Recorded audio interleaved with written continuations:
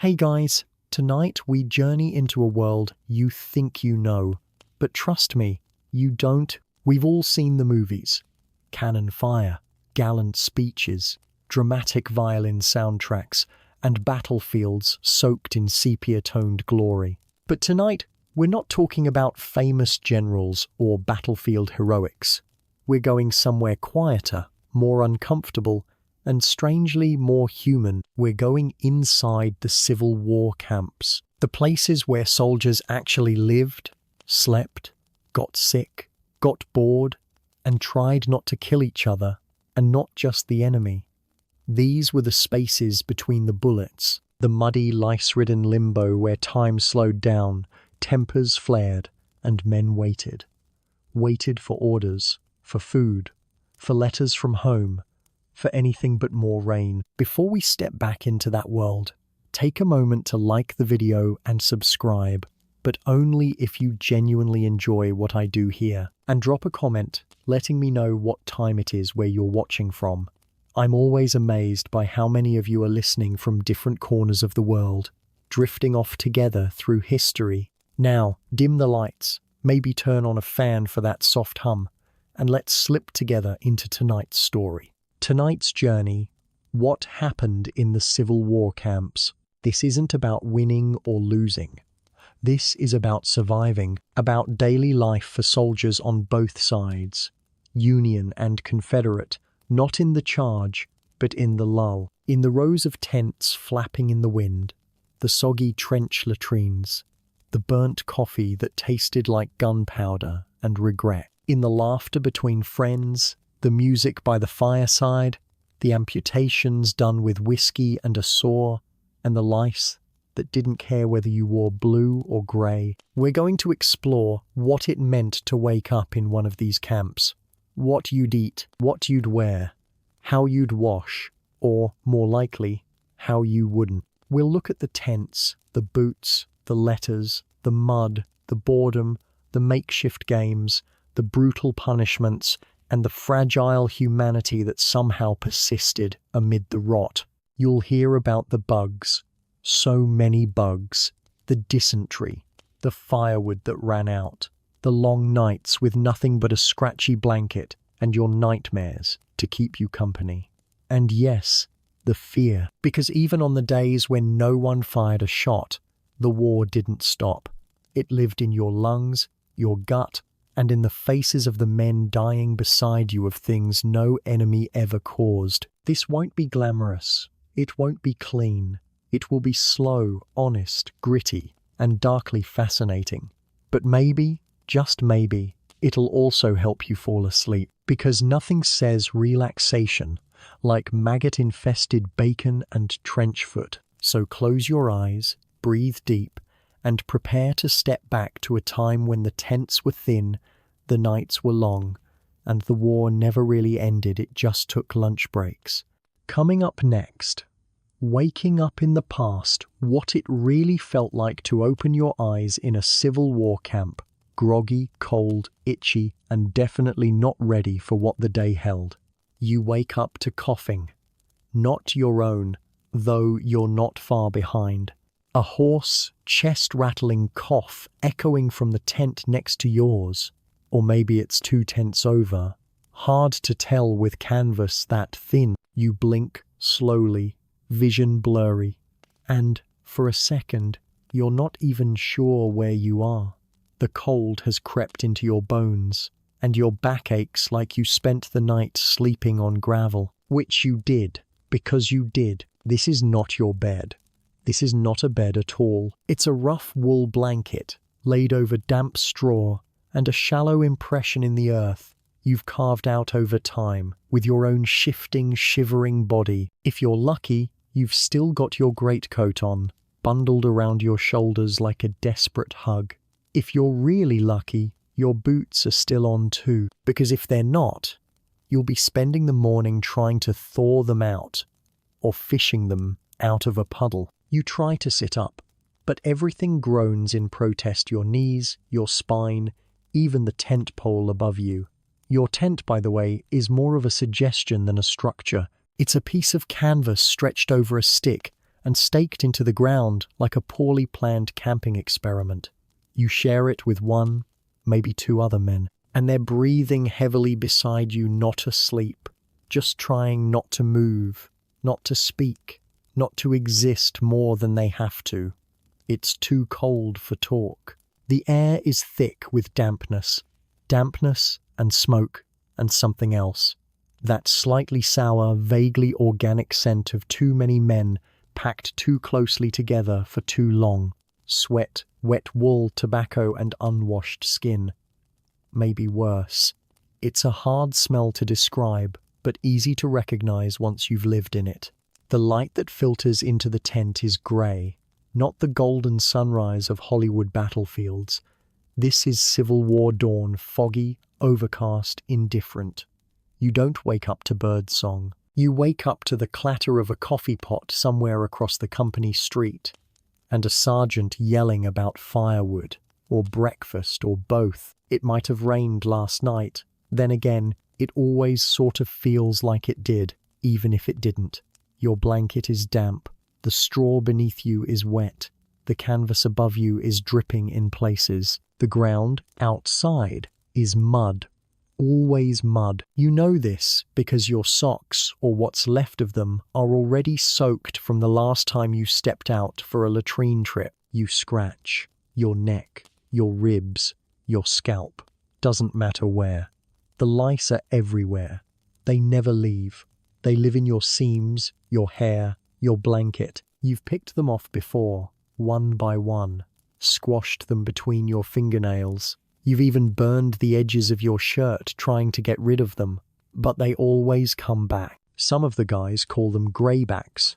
Some just call them the enemy. The man next to you grumbles and turns over. His face is hollow. He's young but looks old. You've seen men age 10 years in a month here, sometimes from fever, sometimes from fear, sometimes just from the waiting. A bugle sounds in the distance, lazy and off-key. Not for a charge, not for glory, just for roll call. It means get up, stand in line, try not to look too dead when the officers do the count. You pull your hat down over your ears. It doesn't help much. Nothing really does. Not the thin gloves, not the scarf someone's mother sent you, not the socks you stole from a dead man last week. You're cold down to your teeth, and hungry, and tired in a way that food and sleep don't fix anymore. The tents stretch around you in every direction. Rows and rows of white canvas and mud paths and men who all look about how you feel, pale, dirty, barely holding it together. Some are already up, crouched over smoking fires, boiling coffee made from burned beans in desperation. Others are still inside their tents, groaning or coughing or refusing to move. Somewhere, someone is puking. Might be from last night's rations. Might be dysentery. Might be nerves. You stopped asking a while ago. A few tents over, there's a voice raised in frustration. Another man, realizing his shoes froze solid overnight. He tries to stomp them loose. Another man curses because his blanket was stolen. Or maybe he stole someone else's and got caught. Either way, nobody's shocked. This is camp life. This is morning. This is how it begins. The latrine trench is waiting for you. It always is. A pit dug just far enough from the tents to feel inconvenient, but close enough to smell when the wind shifts. There's no toilet paper, just leaves, if you're lucky. Or pages from an old Bible, if you're not too sentimental. The wood plank they laid across it for squatting has split down the middle, so you balance carefully. You've heard stories of men falling in. Nobody ever forgets that smell. You make your way back to your tent. Your foot slips. Mud. Again. Mud on your knees, mud in your socks, mud in your soul. You splash your face with cold water from your tin canteen.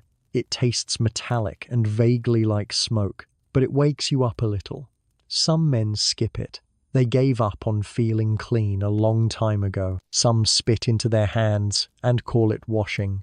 You still pretend, still hold on to the habit, the illusion of routine. A letter from home might be tucked into your jacket. Maybe it came last week. Maybe it hasn't come at all. You read it again anyway, every morning. Even if it's stained and torn, even if the words are too smudged to read anymore, just seeing the handwriting is enough. It reminds you you're still a person, or used to be, and then it's time. You throw back the flap of your tent. The light blinds you for a moment, even though it's dull and grey. The wind hits you like a slap. It smells like wood smoke, grease and mud. You step into the morning. Your feet are already wet. Your hands are already shaking, and somewhere in the distance you hear someone humming. A hymn. Off-key. Slow. Quiet. Probably to themselves. Probably to no one at all. This is camp. This is your life now. And the war hasn't even started yet today. It's breakfast time, technically. But that word doesn't mean what you think it does. Not here. Not in this place where flavor goes to die. And food is less about taste and more about not collapsing during morning drill. You shuffle toward the mess area, if your unit even has one. Some camps have dedicated cook tents. Some don't. Sometimes it's just a fire pit surrounded by grumpy men with tin plates and infinite complaint. There's no line, not really, just a loose huddle of cold, hungry soldiers pretending to be civil while quietly judging each other's beards. The smell hits you first. Scorched coffee and burnt pork fat, if you're lucky. If not, it smells like someone boiled regret in a tin can. That's usually the case. Your ration today is hardtack. Again, a square of flour, water, and soul erosion, baked until it becomes something between a biscuit and a paving stone. It's not fresh.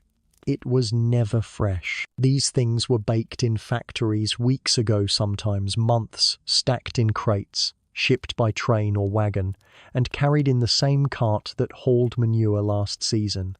You knock it against your tin plate. It sounds like you're preparing to fight with it. They say hardtack can survive anything.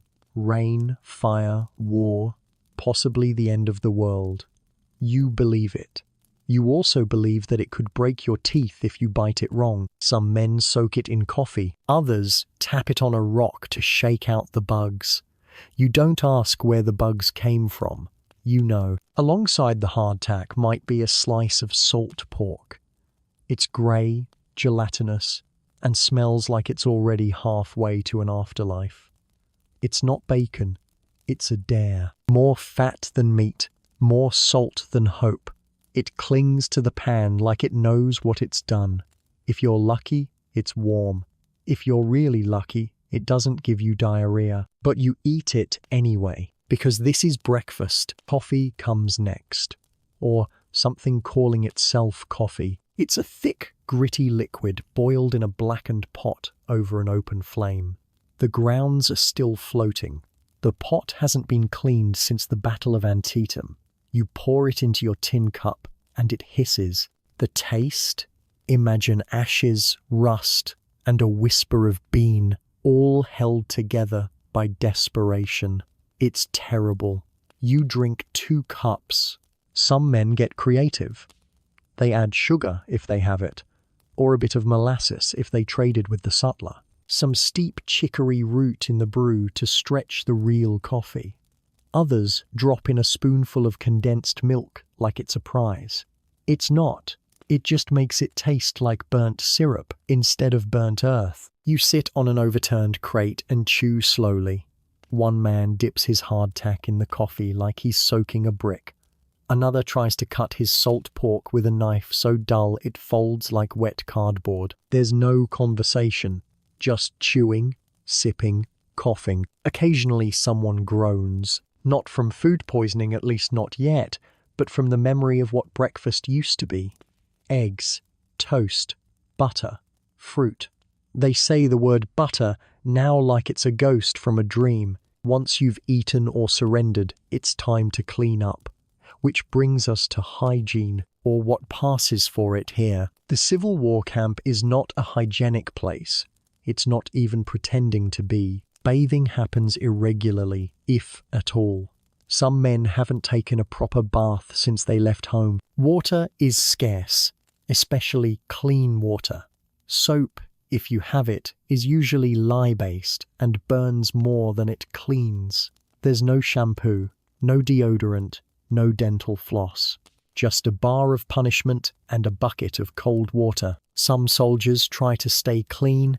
They strip to the waist, lather up with coarse brown soap, and pour tin cups of water over their heads like it helps. Others just wipe their faces with a damp rag and call it a victory. It doesn't matter. Everyone still smells like old boots and moldy bacon by noon. Teeth brushing is interpretive. There's no toothpaste, no toothbrushes for most. Some chew on twigs. Others rub ashes on their teeth or rinse with vinegar when they can steal it from the kitchen. Mostly, they just don't bother. Teeth rot. Gums bleed. You start to get used to the metallic taste of your own mouth. Lice, fleas, and ticks are your constant companions. You delouse yourself when you can pick them off, burn them in the fire, crush them between your fingernails. Some men boil their shirts. Some hold them over the fire until the seams curl and the lice fall out like pepper. But nothing really works for long. They always come back. They always itch. The latrines, if your camp has them, are long trenches dug out at the edge of the tents. There's a plank laid across the pit for sitting or squatting. It's slippery. It's splintery. It's always cold. And the smell?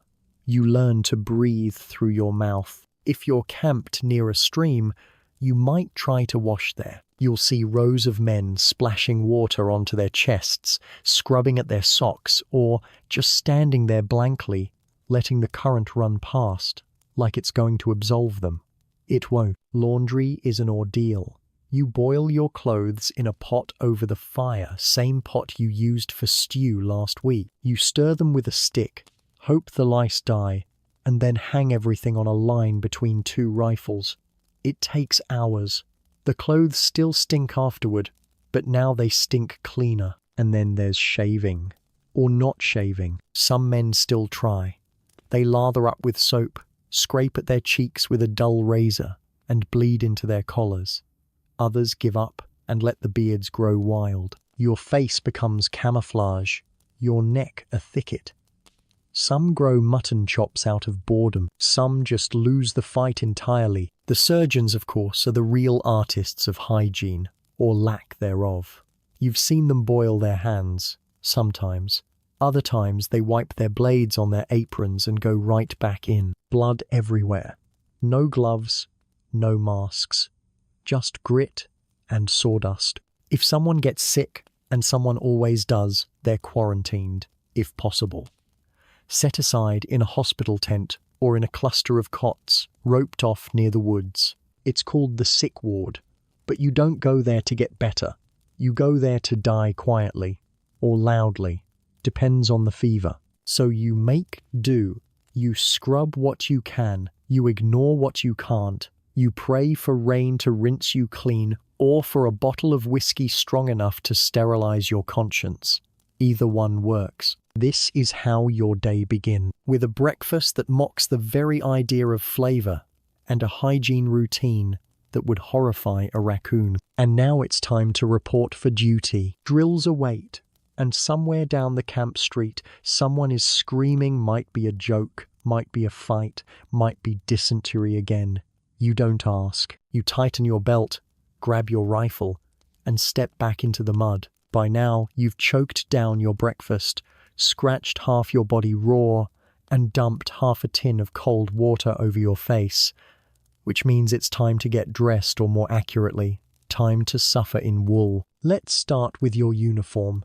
Assuming you were issued one, assuming supply chains weren't disrupted or looted, or simply non-existent when you arrived. If you're Union, your coat is blue. If you're Confederate, it might be grey, or brown, or butternut, or just whatever cloth was available in your cousin's sewing basket. Color doesn't matter as much as texture, and the texture is always terrible. These are not comfortable clothes, not in the slightest. Your standard issue uniform is made of wool, thick, scratchy, unforgiving wool, and not the nice kind. This is rough-spun, state-issued, barely woven fiber that feels like sandpaper with ambition. It itches in summer, traps sweat in fall, and does an absolutely terrible job of keeping you warm in winter. Your shirt sticks to your back like wet bark. You've got blisters under your arms just from moving, and heaven help you, if you've got to march more than 5 miles by noon, you'll be chafed in places you didn't know could chafe. Let's talk layers. You've got an undershirt, maybe, if it survived laundry day and wasn't eaten by rats. Then there's the wool coat, sometimes double-breasted, usually too big, always too heavy. The buttons are brass, unless they've fallen off, which they have, because thread wasn't meant to survive musket drills, trench crawling, and open fire cooking. Your trousers, same deal. Wool, straight leg, held up by suspenders that cut into your shoulders with all the mercy of a hangman's noose. Pockets, rare. Comfort, illegal. Flexibility, a joke. Some men try to make it work. They patch their clothes with whatever scraps they find. They sew up holes with boot string or old twine. A few even trade pieces. I'll give you my dry sock for a shirt that doesn't smell like death. Deals are made. Desperation breeds innovation. Your shoes? They're called brogans. Think of a shoe. Now think of its evil, blister-inducing cousin made out of stiff leather and poor design. That's a brogan. Smooth sole, no tread, flat as a pancake, and about as supportive as a drunken uncle. There's no left or right, just 2 identical lumps you try to mold to your feet over time. How do you break them in? You walk until your heels bleed, and then you keep walking. Socks? You might have a pair. Might not. They might be wool or cotton or just loosely held together by memories and foot rot. Either way, they're always wet. Always. Now let's say it's cold. Really cold. Snow's coming down. Ice crusting your tent flap. What do you wear? Exactly what you're wearing now. Maybe you've got a greatcoat. One of those long, heavy military overcoats that doubles as a blanket and triples as a pillow when stuffed with straw. But most of them were cut short to save material, so your knees freeze, your elbows are exposed, and your fingers? Forget about it. Gloves are rare. Scarves are improvised. Hats are either kepis, those soft, flat-topped caps, or slouch hats if you're lucky. They don't keep out rain. They don't block the wind. But they do keep your scalp from burning. If you live long enough to see summer, now, the boots again. Because they deserve a second mention. You wear them every day, march in them, sleep in them. And if you take them off, there's a 30% chance you'll never get them back on because they've shrunk, or frozen, or filled with water, or were stolen. So you keep them on, through blisters, through infections, through trench foot. Your toes slowly learn the art of silent protest. By the end of the month, you're not sure if you're walking in your boots or if your boots are walking you. So that's your wardrobe. Now, let's talk about your castle, your home sweet canvas rectangle, your tent. If you're lucky, and I mean lottery lucky, you're in a Sibley tent. Big, round, conical, with a stovepipe in the center and enough room for a handful of men to lie down without kicking each other in the kidneys. But those are rare, reserved for officers or larger encampments. What you probably have is a shelter half. A what? A shelter half, which is exactly what it sounds like. Half a tent. They gave each man one piece of canvas, and when you pair up with a buddy, you button your halves together, and suddenly you've got something tent-shaped. In theory. In practice, it's a sagging, leaky triangle that sits about 3 feet tall, lets in every breeze, and has enough room for two men if they really like each other and don't mind sleeping like spoons. It's staked into the ground with sticks. The floor is dirt. You lay your blanket down, maybe a little straw, maybe a stolen piece of oilcloth, and that's it. That's your home. Rain, it gets in. Wind, it gets through. Snow builds up on top and sometimes collapses the whole thing while you're asleep. There's no insulation, no chimney, no sense of privacy. If your neighbor farts, you know what he had for breakfast. The inside smells like feet, wet wool, pipe smoke, and the kind of sweat that can only come from stress and sausage rations. If you're in winter quarters, you might build a log hut, stack some timber, slap mud between the cracks, throw your tent canvas on top as a roof. It's not warm, but it blocks the wind. Sort of. Until it leaks. Rats live with you, mice too. They chew your hardtack, crawl across your blanket, and sometimes try to make a nest in your sock pile. You stop caring. You even give them names. The camp streets flood when it rains. The mud gets so thick you lose your shoe in it and walk barefoot back to your tent, only to find your other shoe filled with someone else's vomit. There's no drainage, no sanitation, and if it's a Confederate camp in late 1864, there's not even enough canvas to go around. Some men sleep outside, no tent at all, just a blanket, a fire, and a sky full of stars that doesn't care how cold your bones are. If you're lucky, your tent mate doesn't snore, or cry in his sleep, or cough all night with the kind of wet, rattling sound that means something deep in the lungs is losing the fight. You've seen tents catch fire, lit by a careless match or a stove knocked over. They go up fast, canvas burns like paper, and before you know it, 3 men are running half naked through the camp, screaming and trying to beat out flames with their bedrolls. The tents are meant to be portable, folded up and marched with, which means they're not built to last. They tear, they collapse, they mold. You mend them with rope, wax, and occasionally stolen drawers, but in the end, it's all just temporary. The tent, the uniform, the camp. You move with the army, march when told, pack up and leave your home behind, likely never to see it again. So tonight, when you crawl into your tent, wrap yourself in your single damp blanket and pull your hat down over your eyes.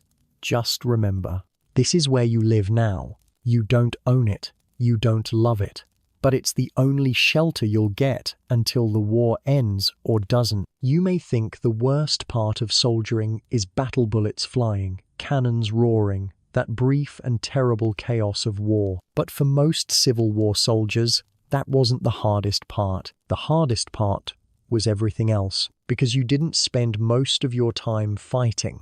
You spent it working. From sunup to sundown, the average day in a Civil War camp wasn't a dramatic charge into glory.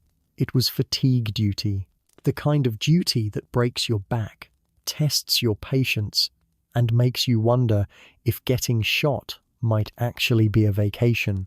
Let's start with the basics.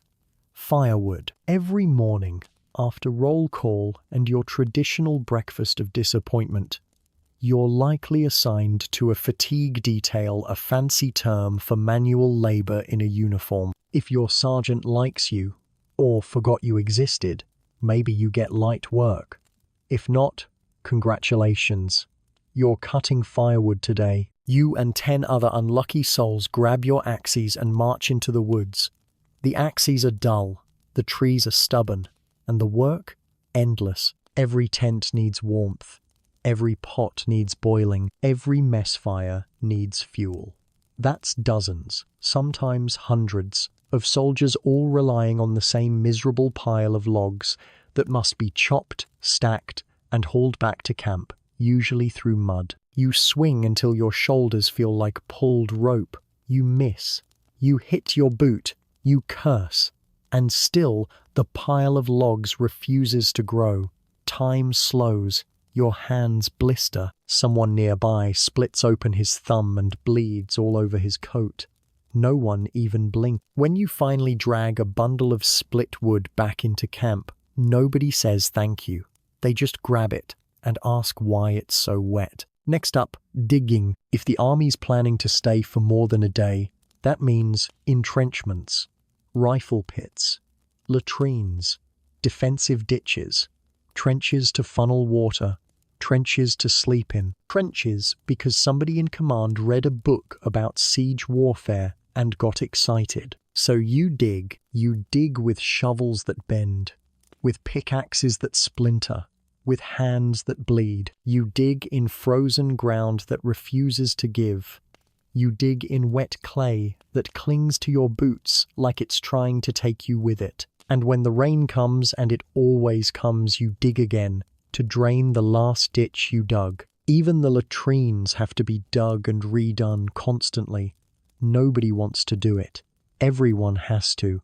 It's the dirtiest, most humiliating work in camp, and yet one of the most important. Because if you don't, disease comes. And it doesn't not. There's also water duty. Fetching water might sound easy until you realize the stream is a mile away. It's uphill. The barrels weigh as much as you do, and the horses are using the river as a public toilet. So you carry bucket after bucket back to camp, sloshing it down your front, slipping in mud, praying you're not just collecting cholera with every trip. Camp maintenance never ends. Tent poles need mending, roads need patching, the parade ground has to be cleared of rocks, dung, and the occasional dead thing. You lay logs to make paths. You scrape mud out of fire pits. You build fences, split rails, haul stones, sew buttons, and occasionally rebuild the same latrine that collapsed yesterday because someone leaned on it too hard. You're not a soldier. You're a glorified construction worker who sometimes carries a rifle. And speaking of rifles, you clean them constantly. Your musket is your lifeline. You clean it because it's your only real friend. Because your sergeant will scream at you if it's rusty. Because the one time you don't, it will jam, misfire, or explode in your hands. You clean your rifle with rags, with oil, with spit. You run the ramrod up and down so many times your arm goes numb. Then you clean your bayonet, your cartridge box, your belt buckle, not because it matters, but because inspections exist. Ah, yes, inspection. Line up. Stand still. Try to look alive. An officer strolls by and checks your shoes, your rifle, your canteen, your posture. He taps your musket like it insulted his mother. If he doesn't like what he sees, you're back on fatigue duty tomorrow, possibly today. If you're in camp long enough, drill begins. You already know how to march. You already hate it. But now you'll do it again. For hours. March left. March right. Shoulder arms. Present arms. Load in 9 times. Fix bayonet. Charge. Retreat. Shoulder again. The commands bark out like thunder, and you respond like a puppet with arthritis. It's not about training. It's about control. Muscle memory. Instinct. Making sure that when the real bullets fly, you don't freeze, or panic, or drop your weapon and run. And when you're not chopping, digging, marching, or drilling, you're on guard duty, which means standing still for hours, in rain, in snow, in heat, at night, while your eyelids betray you and the night sounds like something is always watching. You walk the perimeter, rifle on shoulder, boots squelching, listening for any sound that might be enemy movement or just a squirrel with anger issues. You whisper to yourself. You hum. You do anything to stay awake. Fall asleep on guard duty? That's a hanging offense. You heard that right. They can shoot you for it. Because if you fall asleep, you put everyone else at risk. And so you stay awake, even when your body begs otherwise. Let's not forget latrine duty, cook duty, burial duty, sentry post rotations, snow shoveling, water boiling, wagon unloading, medical tent cleanup, and shoe repair. The list goes on and on and on. In your spare time, assuming you get any, you might write a letter, sew a hole in your socks, play cards, carve something out of wood, play a fiddle if one's nearby, smoke a pipe and try not to think, because thinking is dangerous. It reminds you of what you left behind. And it's not just physical labor. The mental strain is worse. You wake up each day to uncertainty, to rumors, to orders that shift like the wind. You march all day only to return to the same place. You dig fortifications you abandoned 2 days later. You build shelters for an army that's already moving south. You do it because you're told, because it's expected, because you don't have a choice. And all the while, you wait for battle, for news, for food, for a letter, for anything that breaks the cycle. The irony? When the battle finally comes, some men welcome it, because anything, even gunfire, is better than digging another damn latrine. And the worst part? Tomorrow, you'll do it all again. Out here, you believe in something.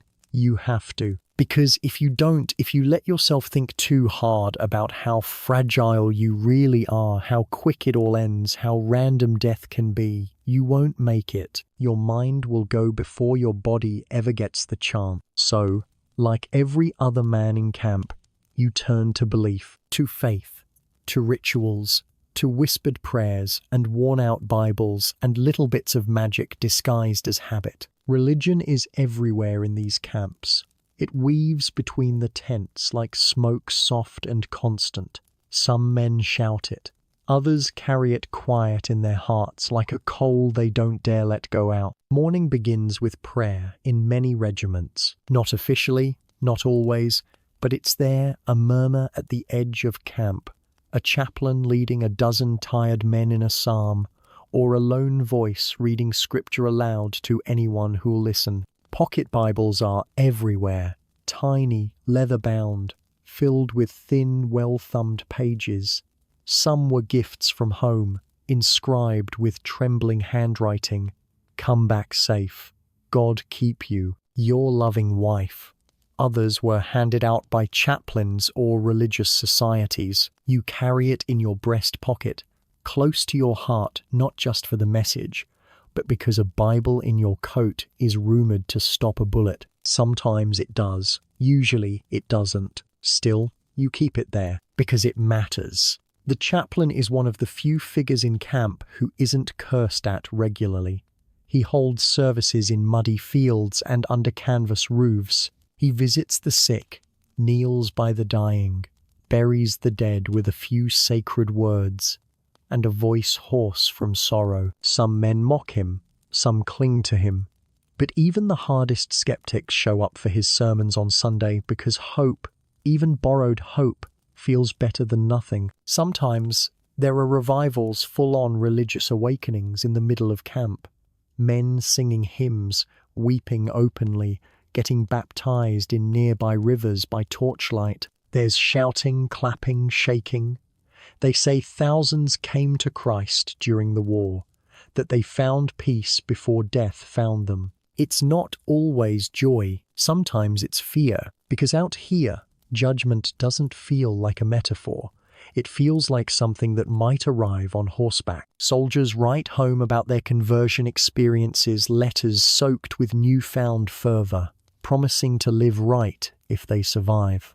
Others whisper last-minute confessions to the nearest man when they're shot. Any man will do, as long as he's breathing and willing to listen. But faith isn't always gentle. There are strict rules, too, especially in the Confederate Army, where Protestant fervor runs deep. Drinking, gambling, profanity, all frowned upon by the devout, though you'll still find plenty of all three, often within arm's reach of the most pious man in camp. That's the thing. Belief doesn't erase contradiction, it just contains it. You believe and you swear. You pray and you cheat at cards. You read the Bible and you shoot to kill. Nobody says it out loud, but everyone knows. Out here, God understands, And for those who can't quite buy into heaven or salvation, there's always superstition. Oh yes, this camp is full of it. Some men carry charms, a coin from home, a scrap of fabric sewn by their mother, a carved wooden cross, a rabbit's foot, a bullet they found lodged in a tree. Something, anything. You don't question another man's talisman. You just nod and wish him luck. Because luck matters more than reason. You've seen men survive cannon blasts without a scratch, and others fall dead from a single stray bullet. There's no logic, no fairness. So you put your trust in something, even if that something is a lucky pair of socks or the way you pack your gear. There are rituals too. You always step off with the same foot. Always say a quick prayer before roll call. Never talk about home before a battle that's bad luck. You don't eat certain foods the night before a fight. You don't borrow another man's hat. You never, ever say, "See you after," because you've just guaranteed you won't. You've heard whispers about soldiers who saw omens, strange clouds, flocks of birds flying the wrong way, dreams of black horses or red skies. There's one story about a drummer boy who saw his own funeral in a dream and died the next day. No one knows if it's true. No one wants to find out. Even officers, men of education and rank, fall into it. You once saw a captain refuse to fight because a black cat crossed the road. He made the whole company wait until someone shot the cat. They did. He still died that afternoon. Coincidence? Maybe. But no one has walked that road since. Then there's the superstition of the dead. You don't mess with bodies. You bury them quickly, respectfully, even if you hated the man in life.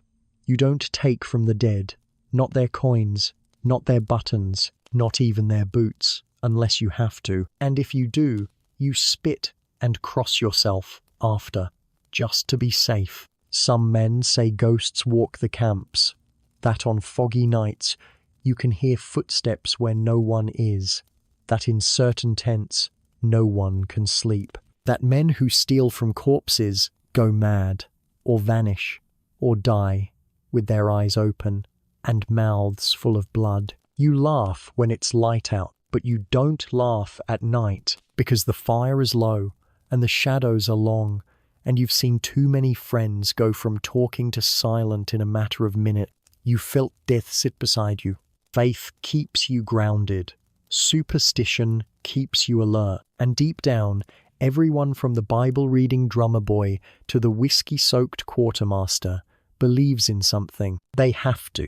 You can't watch a man's face disappear in cannon smoke and still believe the world is just dust and dirt and coincidence. You need something else. Maybe it's God.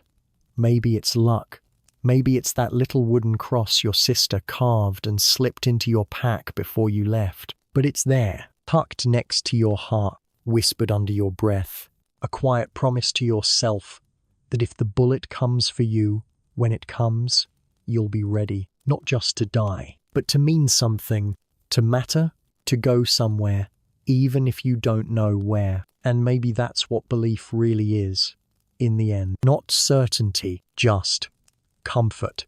And in a place like this, comfort is the rarest miracle of all. You're hungry again. Of course you are. Out here, hunger isn't a feeling, it's a condition. It lives under your skin. It wakes up with you, walks beside you, and lingers long after you've scraped the last bit of grease from your tin plate. The day's work is done or paused, and it's time for the main meal. Supper, they call it. You almost laugh. There's no dining hall, no chairs, no ceremony. Just men gathering around a smoking fire pit, waiting for the cook to yell, mutter, or cough in a way that signals the food's ready. The mess area smells like scorched iron, wet socks, and disappointment, but it's still better than nothing. You line up with your cup, your plate, maybe a spoon if you haven't lost it. Some regiments have designated cooks, others rotating duty, which means tonight's stew might have been stirred by Private Murphy. who once spoiled his own glove by accident. You hope he's not seasoning again with whatever he found on the ground. What's for dinner could be salt pork again, fried in its own fat, floating in grease, grey and chewy, like a mistake you refuse to learn from. Could be beef jerky hard as bone, salty enough to sting your gums, hacked off a dried slab and passed around like a shared punishment. Could be hardtack, again still stale, still crawling, still able to break a tooth on contact. You bang it against your plate first to loosen the weevils. Some men eat them. Extra protein, they joke. No one laughs. Not really. If you're lucky, it's stew water, bits of meat, potatoes if they could be found or spared, wild onions if someone got brave and foraged near the tree line. The stew is hot, sometimes. That alone makes it glorious. You eat fast. Not because it's good, because it's warm, because flies are already circling, because the man next to you is eyeing your biscuit with hunger in his eyes and fewer teeth than yesterday. You sip the last of the coffee if there is any left. It's made from grounds reused too many times or mixed with burnt beans and crushed acorns.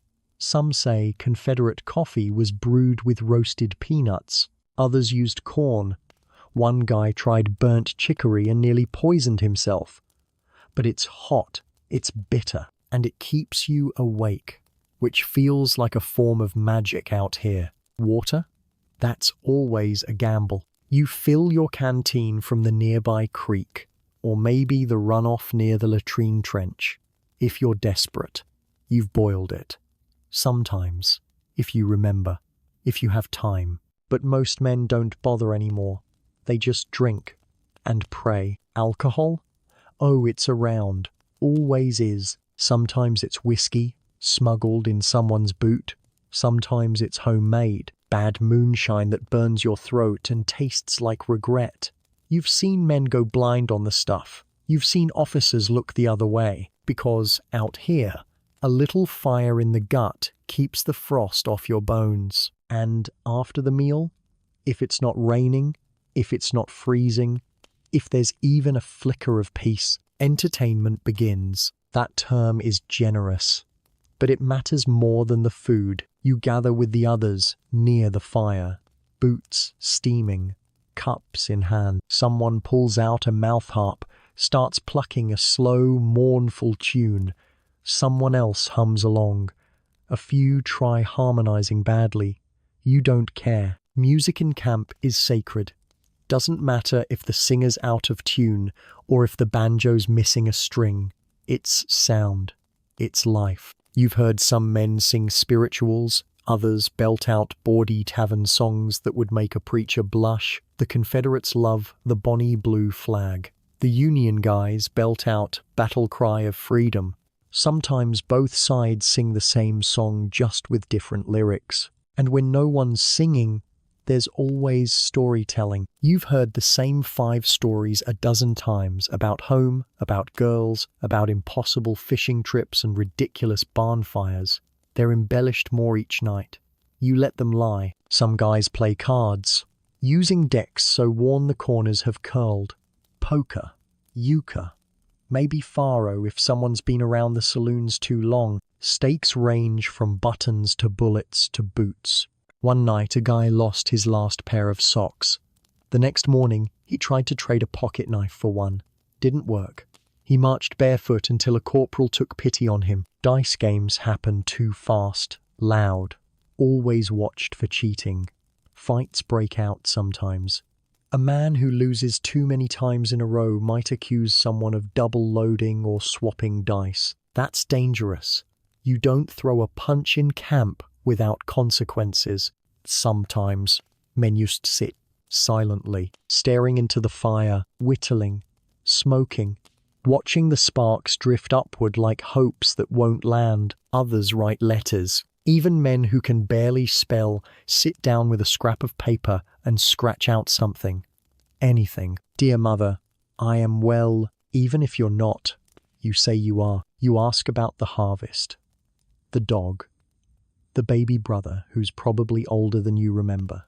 You don't talk about the lice, or the hunger, or the man who bled out next to you 2 nights ago whispering about his wife. You just say you're fine, because letters are proof that you still exist, that home is still there, that someone will remember you when the war is over, if it ever is. And then there's laughter, not polite chuckles, real deep belly-aching laughter that comes out of nowhere. Maybe someone falls in the mud. Maybe someone tells a joke that shouldn't be funny, but absolutely is. Maybe the captain trips over his own scabbard and tries to pretend it didn't happen. Out here, laughter is survival. It's rebellion. It's medicine. It reminds you that you're still human. You've even seen theatrical performances. Whole plays put on by bored privates with stolen curtains and painted signs. Men in costume, men in dresses, always a crowd favorite somehow. Shakespeare and slapstick back to back. One guy plays a one-man show called Lincoln in a Blanket. It's terrible. Everyone cheers. Other nights, there are dances, not often, and not in combat zones, but sometimes when the camp is near town. Civilians might be invited, or they're not. And the men dance with each other, laughing the whole time, stomping in rhythm until the mud flies and the music drowns out everything else. And sometimes there's nothing. No music, no games, just quiet. The fires burn low, the stars blink through smoke, and the only sound is the slow scrape of someone carving initials into the butt of a rifle, as if that might make it personal, make it his. You lie back in your tent or in the dirt, stomach half full, heart half empty, brain swirling with songs and smells and stories. You close your eyes, and for just a moment, it almost feels like home, until the next cough, the next scream, the next bugle. But tonight, for now, you've had food, you've had company, you've had a little music, maybe a little firelight on your face. And out here, that's everything. You smell the hospital tent before you see it. It's not a sharp, clinical smell like in modern times antiseptic and bleach.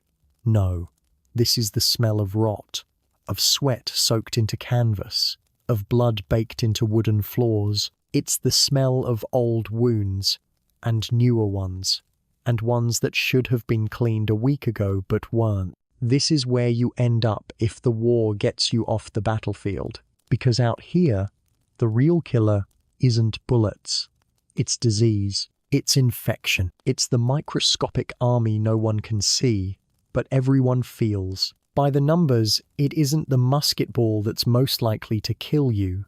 It's the dysentery, the typhoid, the measles, the smallpox, the pneumonia, the malaria, the gangrene. Some men survive bullets and cannon blasts only to die in bed, soaked in fever and raving about home. Because the Civil War camp is a breeding ground for illness, thousands of men packed together, sharing food, water, lice, and air. No plumbing, no refrigeration, no sanitation. You walk past the latrine pit if you're lucky. Sometimes the latrines overflow into the trenches. Sometimes people don't even make it that far. You're constantly breathing in contagion. You've seen men healthy in the morning and dead by dusk. One starts with a cough. The next day, he's wheezing.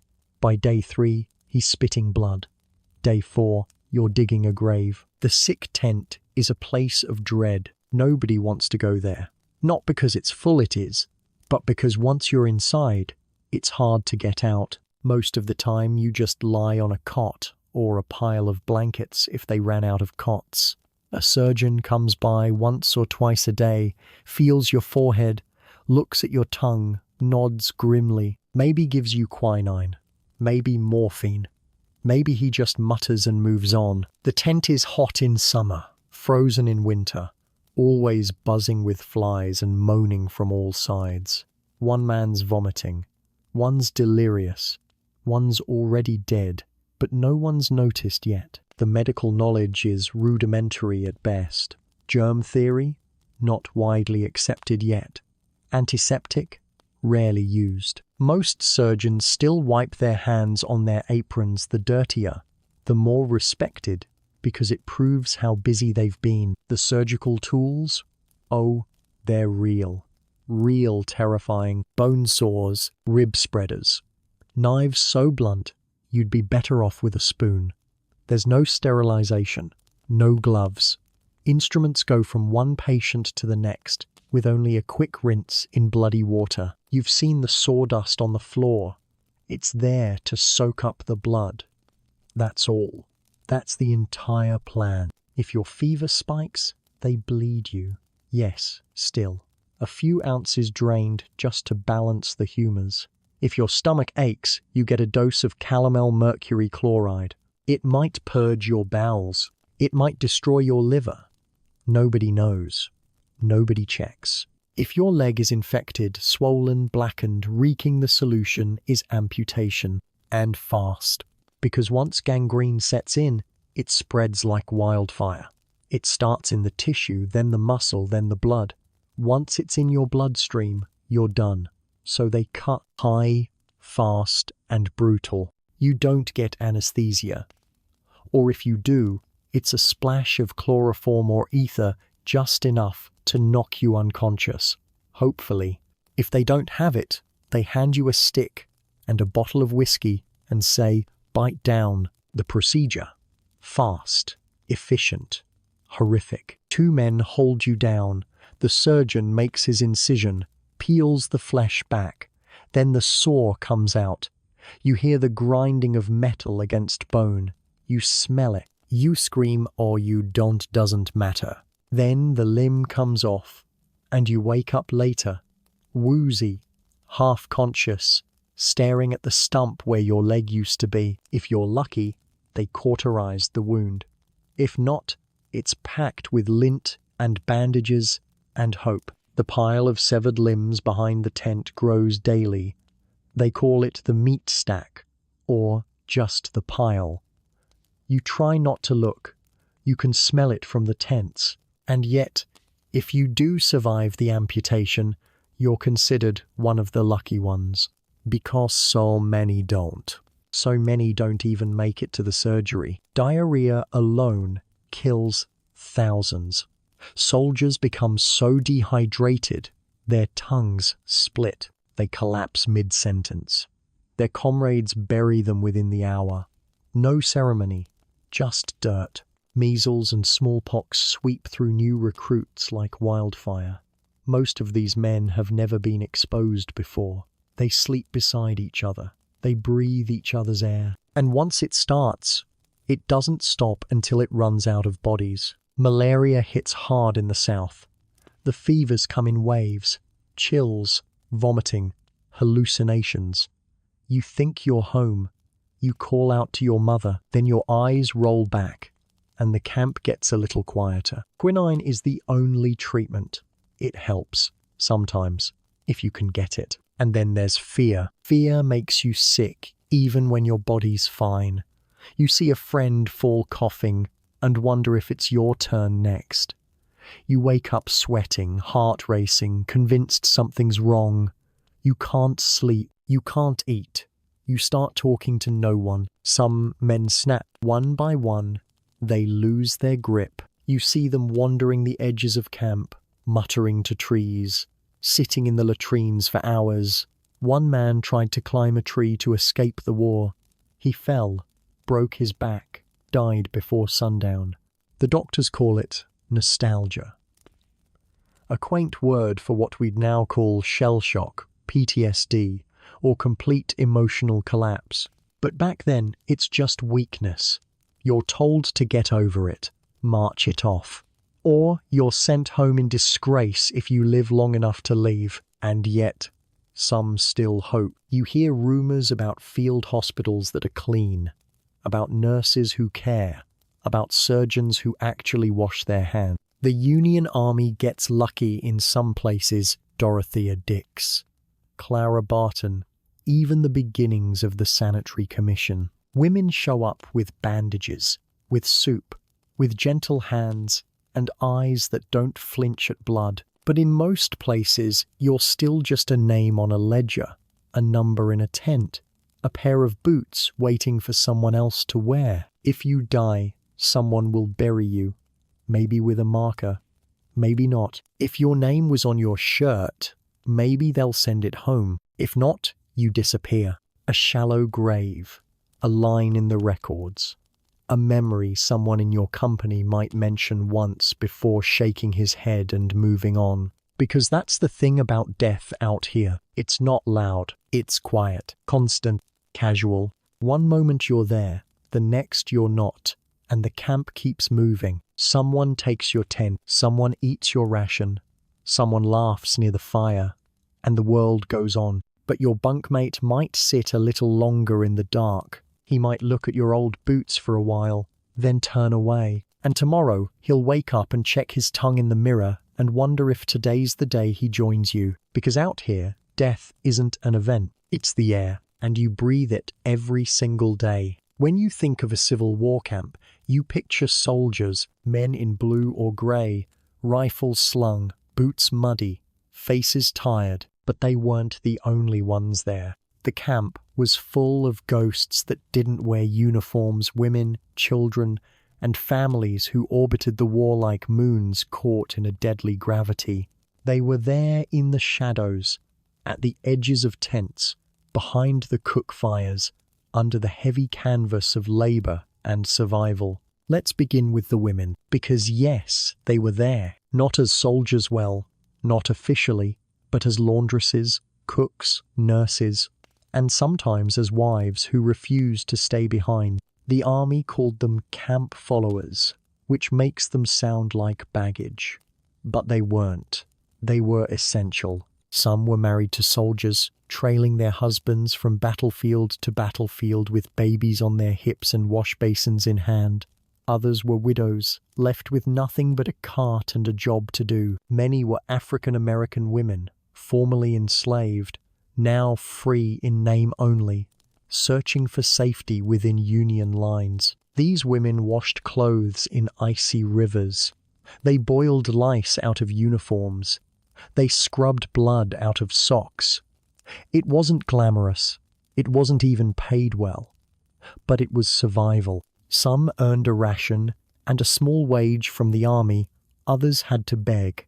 They slept in makeshift shelters on the outskirts of camp, often harassed, sometimes assaulted, and always blamed when anything went wrong. If a man got drunk, blame the women. If disease spread, blame the women. If morale dipped, you guessed it. They were easy targets for a hard world. But still, they stayed. And not just to clean. Some women became nurses, especially in the Union Army, where figures like Clara Barton and Dorothea Dix turned chaos into something approaching care. They walked into tents filled with moaning men, gangrenous wounds, and the smell of death, and they stayed. They held hands, changed dressings, read letters aloud, listened to stories, cleaned wounds with nothing but whiskey and resolve. Many weren't trained, some weren't even welcome. But they came anyway, because the men were dying, and someone had to be there. And then there were the soldiers' wives back home. You don't see them in the camp, but they haunt every letter, every prayer, every dream. They ran the farms, raised the children, managed the debts, buried the news when it came in the form of a folded note and a neighbor's silence. They were supposed to wait, but they didn't just wait, they worked.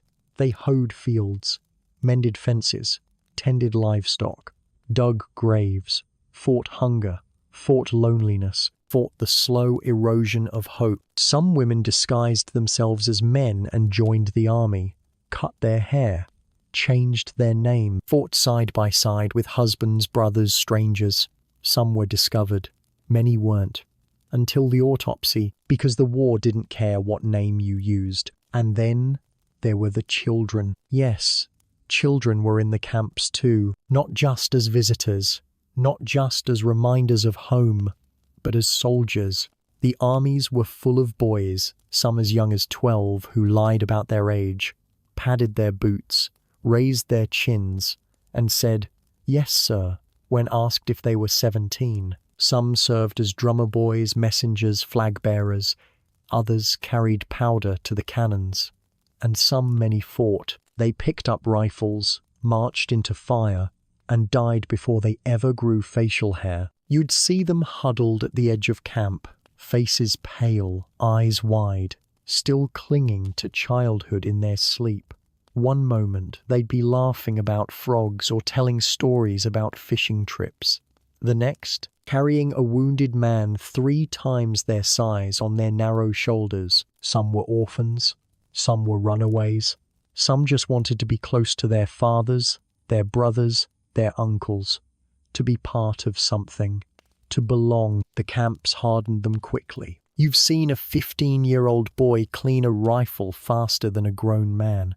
You've seen a 13-year-old light a fuse and walk away without flinching. You've seen a boy barely out of grammar school dig a grave for someone he called Sir yesterday. Not all children were soldiers, though. Some were refugees, civilians displaced by the war, wandering between lines, living off scraps. You'd see them sometimes wide-eyed, barefoot, clutching a mother's hand, and staring at the soldiers like ghosts in blue and grey. Others were camp children, the sons and daughters of laundresses and cooks, running through tents, playing games with tin cups, laughing in a way that didn't belong in a place so full of death. They made toys out of bones, dolls from corn husks, played tag between artillery wagons, learned the names of the wounded before they learned to read. And always, always under the shadow of war, the lines between family and soldier blurred in the camp.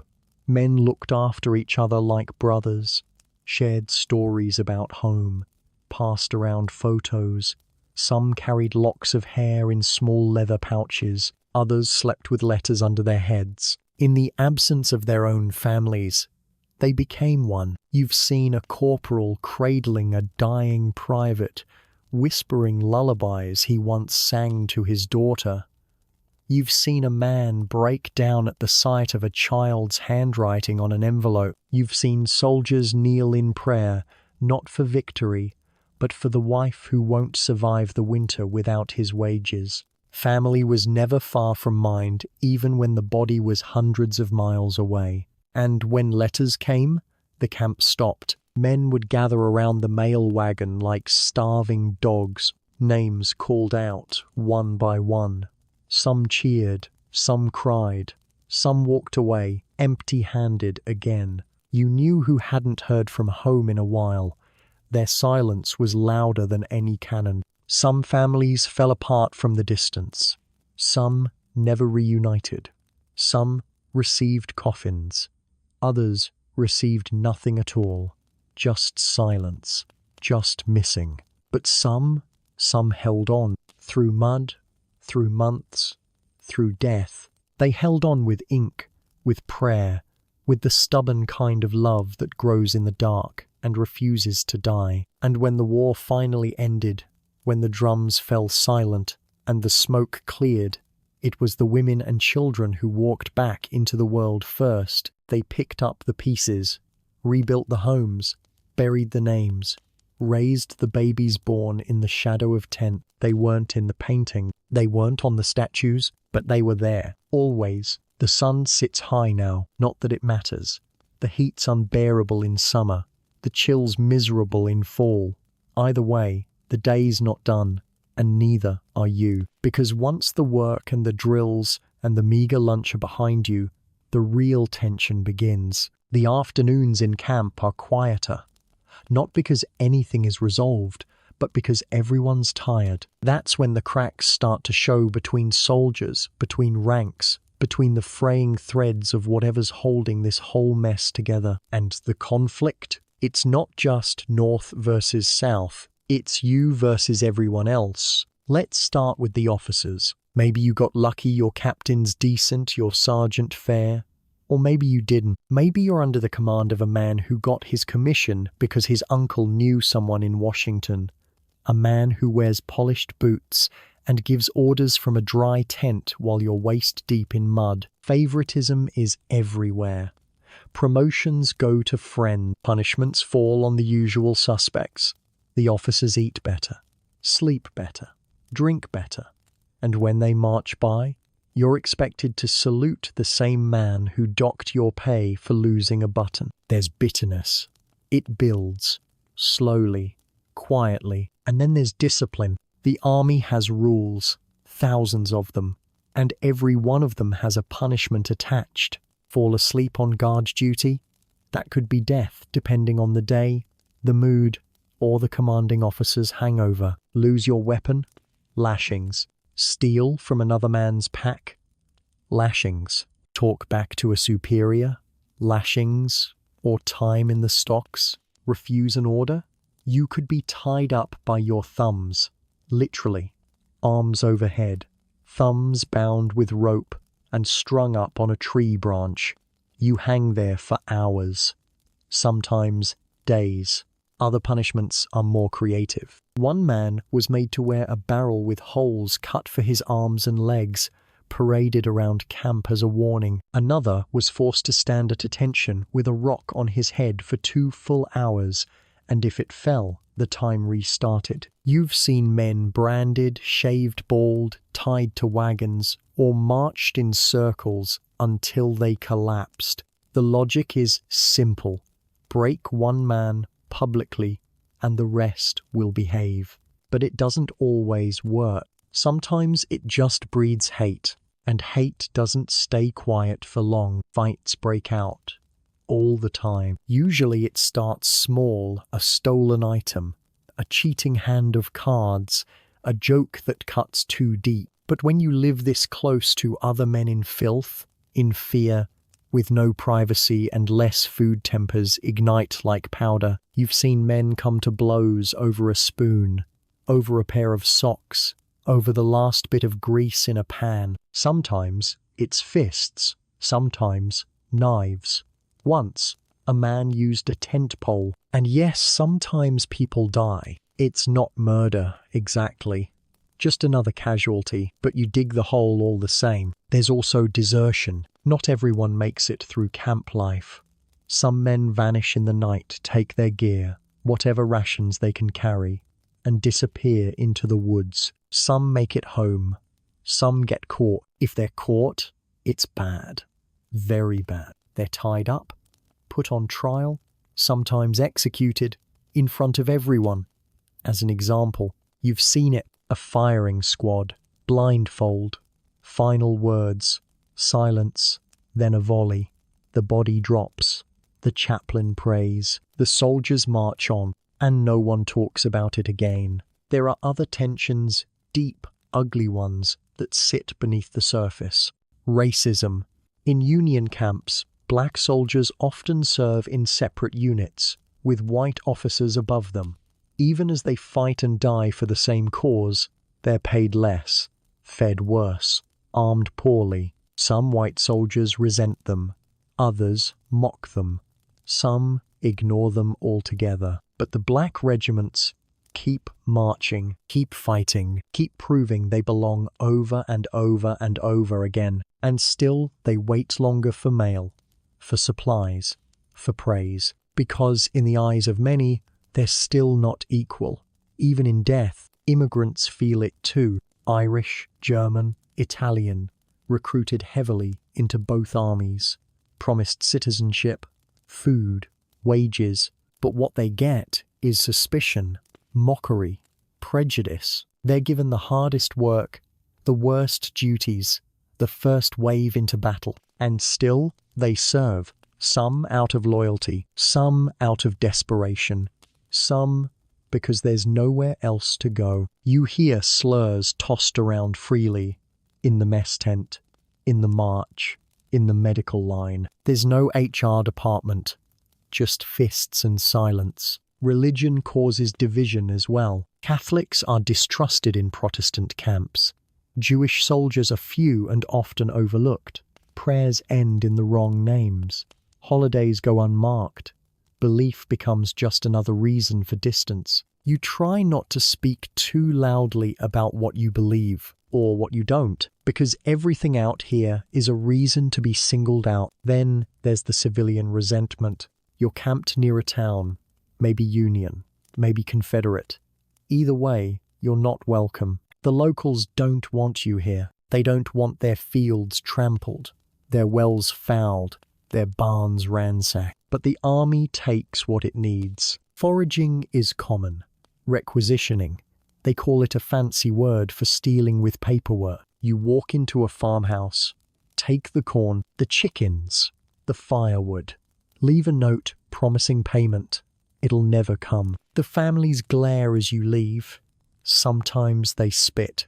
Sometimes they cry. Sometimes they shoot. Because civilians aren't just background noise, they're part of the war too. And then there's the final, worst enemy of all, boredom. When nothing's happening, everything feels like a threat. Men drink, gamble, brood, fume. They invent slights, pick fights, drift into thoughts they shouldn't have, write letters they'll never send. Boredom is a slow fuse. It smolders for days, then explodes in sudden violence. You've seen it happen. A man just snaps, starts screaming, throwing things, threatening others, collapses into sobs, gets tied up for insubordination. What he needed was rest, or food, or someone to listen. What he gets is punishment, because out here, there's no therapy, just consequences. Night comes slow in a Civil War camp. The sun dips behind the tree line, and the sky turns that sullen grey blue that never quite becomes peaceful. The fires start up again, small ones, quiet ones.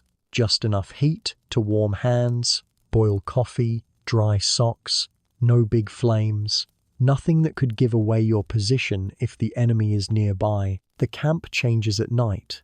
It softens, yes, but it also tightens. Voices drop to whispers, shadows stretch, and the space between the tents feels bigger, darker, like the camp is holding its breath. This is the time of day soldiers fear the most, not because of battles, but because of everything else. Let's start with the most basic threat, fire. The tents are canvas. The air is dry. The wood is old. One careless spark, a pipe knocked over, a pot left unwatched, and an entire row of tents goes up like dry leaves. You've seen it happen. A man wakes screaming, wrapped in flame, kicking over blankets and boots as others rush in with buckets, shouting and swatting and cursing. Afterward, all that's left is a circle of ash and someone's charred bayonet sticking out of the mud. So you double-check your fire, and then you check it again. Then there's the cold. Cold in camp is like a second war. You bundle up your coat, your scarf, your blanket, maybe sleep with your boots on if you can stand it. Not for comfort, for survival. Frost creeps in through the seams of your tent. Your breath turns white. Your fingers go numb. Sometimes your toes do too, and don't come back. The men joke about it, call it losing your step. But there's nothing funny about waking up and finding your foot black and stiff as burnt wood. And if it's raining, it's not sleep, it's waiting. The water leaks through the canvas, soaks your blanket, turns your bed into a puddle. You curl up on your side and try not to shiver so hard that you wake your tent mate. If you're lucky, you find a dry patch. If you're not, you stay wet until the sun comes back. But weather isn't what you fear most. It's what hides in the dark, out beyond the tents, past the picket lines, in the woods, in the hollows, in the brush. Could be nothing, could be everything. Wild animals are common.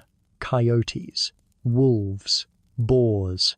You've heard stories of bears. You've also heard stories of rats, the size of small dogs that run over sleeping men and steal rations from beneath their heads. Sometimes it's just a raccoon knocking over a pot. Other times it's not. You hear rustling and every hair on your arm stands up because it could be a scout, a raiding party, a sniper, A man sent to cut throats while the camp sleeps. So you don't sleep deeply, you sleep nervously, you drift in and out.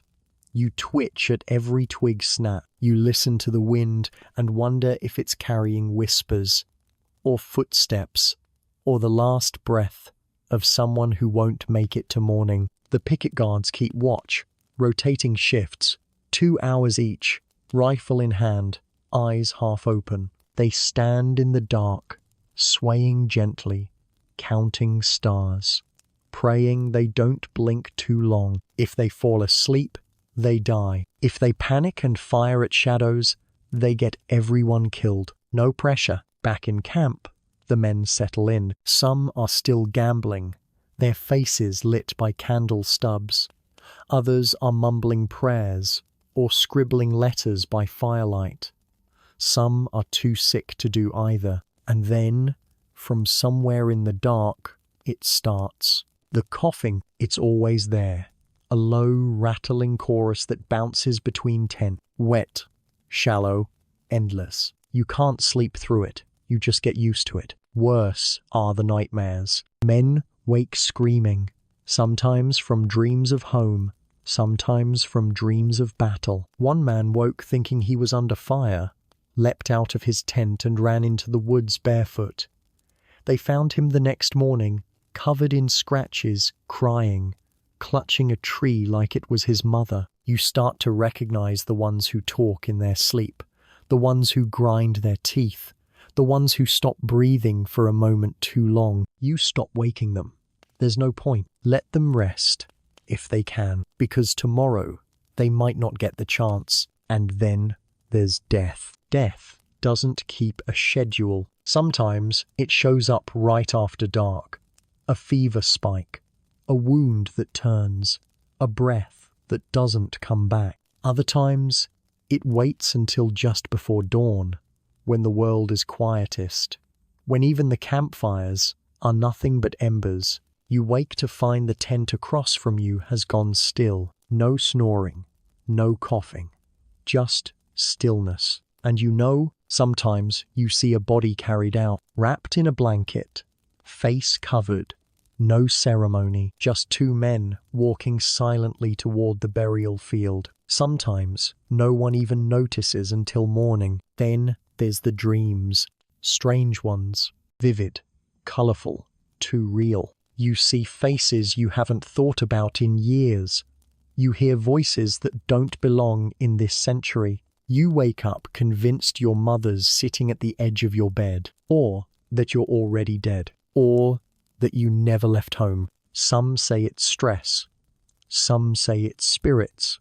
You don't argue, because out here, the line between the living and the dead is thinner than the canvas over your head. You've seen men talk to ghosts. You've been that man once or twice when sleep dragged you too deep. And as the camp quiets and the fires fade, you find yourself thinking strange thoughts. What if tonight's your last? What if that pain in your gut isn't just hunger? What if the man coughing 2 tents over won't see the sunrise? You close your eyes and try to think of something else. Anything else? A fass, a song, a hot bath, your mother's kitchen, your sister's laugh, the feel of grass under your back in a place with no mud. But the thoughts always come back, and so does the dark. The kind of dark that doesn't just block out the stars, it presses down on you. Heavy, humid, full of the weight of 1,000 tired, frightened men, all pretending they're going to wake up. You roll over, pull your coat tighter, count your breaths, and eventually, if you're lucky, you drift off. Not into peace, but into something close enough, until the bugle calls, until someone screams, until morning. So here you are. The fires are down to coals. The sounds of camp, the coughing, the shuffling, the occasional quiet sob have softened into a hum you barely hear anymore. Somewhere, a man snores. Somewhere else, someone's whispering a prayer. Or maybe a letter. Or maybe nothing at all. just a sound to push back the silence. You lie on your back or maybe curled on your side, knees drawn in, blanket tucked beneath your chin, and you stare at the inside of your tent. Just darkness.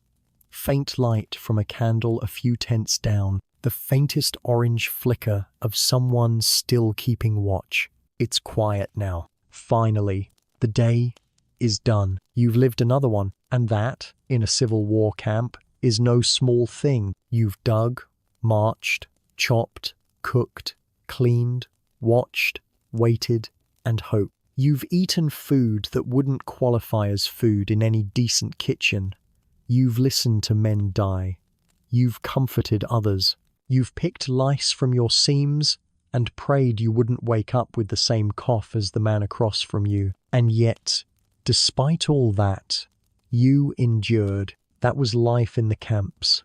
Not glorious, not cinematic, just dirty, hard, exhausting, monotonous survival. Not a life of battle, but a battle of life. What we've seen together tonight wasn't a war of generals and maps and dates. It was the real war, the forgotten one, the one fought in filthy tents, behind mess fires, in freezing rains and summer heat. The war inside the war, and in all of it, in the hunger, the filth, the boredom, the brutal work, there were still moments, real human ones, shared jokes, stolen naps, tin cup coffee passed between cold hands, a song half remembered from home, a letter read twice, or 10 times. These camps weren't just places of misery, they were homes. Temporary, makeshift, unwanted, but homes. And the men inside them? They weren't machines. They weren't heroes, at least not in the way we paint them in oil and bronze. They were just people. People like you, young, old, brave, scared, lost, angry, hopeful, dirty, so terribly, achingly human. They fought each other. They helped each other. They stole. They forgave. They cursed their officers. They mourned their friend. They laughed. And when they could, they loved from a distance.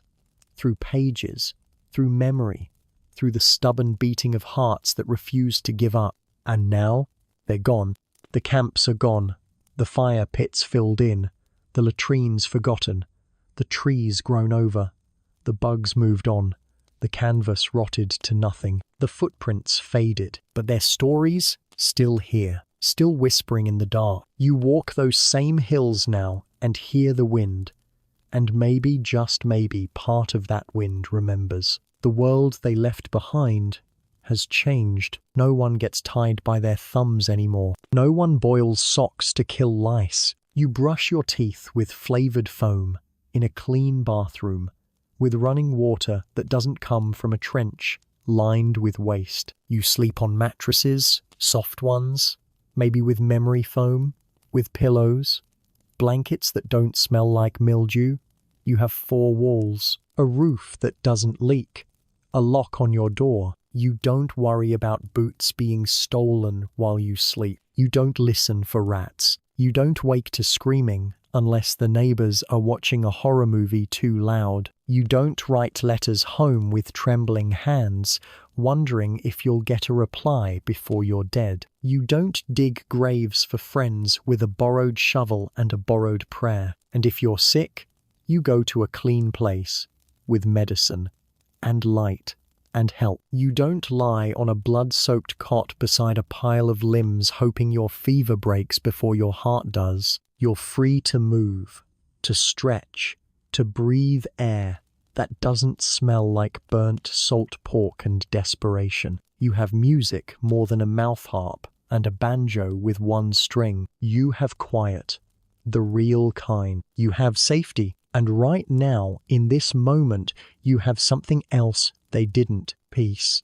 You're not sleeping in a war. You're not watching the fire, wondering if a shot will come from the dark. You're not staring at your friend's boots, wondering if they'll be yours next. You're not drifting off on straw, hoping the lice give you a break for just 1 night. You're safe, so take a breath. a deep one, and let that sink in. Because this journey, this long, heavy, slow march through the mud of history, was never meant to glorify. It was meant to remind you how far we've come and how close we still are, sometimes, to forgetting. These men, and the women, and the children, and the ghosts, they all lived in those camps. They sweated, bled, died, laughed. They made it just far enough for us to be here, now, curled in bed, phone in hand, letting the past wash over us like a soft tide. So let it wash, let the memories settle, let the tents fade, and as you lay there, quiet now, eyes fluttering, thoughts drifting, let yourself be still. You've earned that. And the soldiers of those long-lost camps, they'd want that for you. They didn't have soft pillows, or clean socks, or silence without fear. But you do, and that's worth remembering. So tonight, as you drift off, remember, you don't have to wake up in a civil war camp. Sleep well,